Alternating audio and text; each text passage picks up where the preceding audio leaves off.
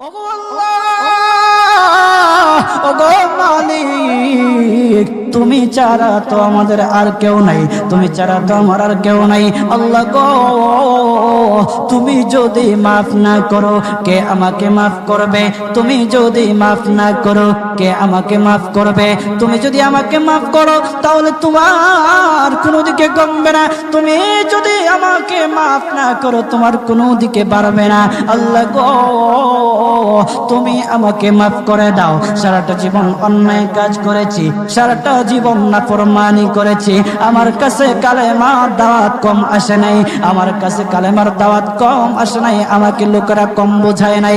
ওগো আল্লাহ, তুমি আমাকে মাফ করে দাও। মাফ না করলে কোথায় যাব, কার কাছে যাব?